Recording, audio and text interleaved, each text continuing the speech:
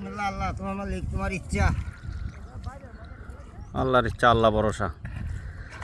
আজকে দেখা যাক বাইরের মধ্যে কি পরিমাণ মাছ।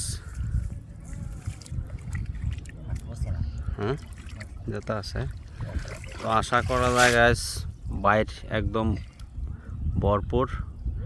তো শেষ পর্যন্ত পাশে থাকলে দেখতে পারবেন। আমরা অনুমান করতেছি যে প্রচুর পরিমাণ মাছ আছে। হেঁটে রয়েছেন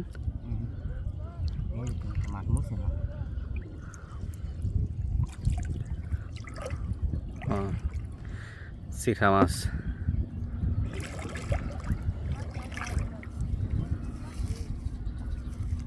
দুই পাশে দুইটা করে ফুটা দেয়া আটকায় রাখা হয়, নাহলে বাইরে একবারে মাছে বইরে গেলে পানির স্রোতে মাছগুলা কিন্তু মানে বাইরটা কিন্তু নেওয়া যায়, এই কারণে বইরে রাখতে হয়।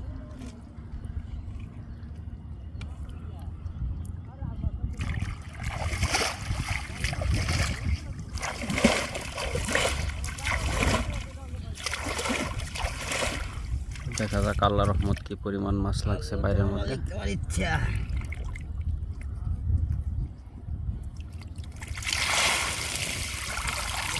মাশাআল্লাহ, সব আল্লাহর রহমত।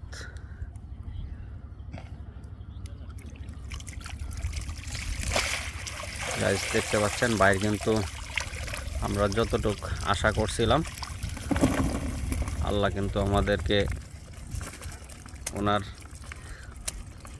যে যা ইচ্ছা মানে ইচ্ছা মতোই দিয়েছেন। তো আমরা খুশি। তো মাছ দেখে আপনাদের কেমন লাগতেছে তা অবশ্যই জানাবেন। একদম তাজা ফ্রেশ পুঁটি মাছ, চিকড়া মাছ, মানে বিভিন্ন কোয়ালিটির মাছ আছে এখানে, বিভিন্ন ধরনের মাছ। তো এইভাবে আরও বাইরে আছে এখানে পাতা, তো সবগুলাই কিন্তু ওঠানো হবে।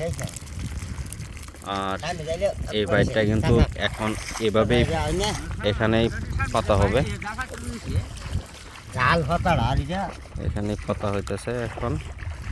ওই যে বিস্তীর্ণ এরিয়া জুড়ে কিন্তু মাছ সব এই বাইরের ভিতরে এসে লাগবে। তো এই বাইরটা আবার ওঠানো হবে আগামীকালকে। এখন বিকাল হয়ে গেছে, আগামীকালকে সকালে ওঠানো হবে। তো তখনও আবার আপনাদেরকে দেখাবো কি পরিমাণ মাছ লাগে।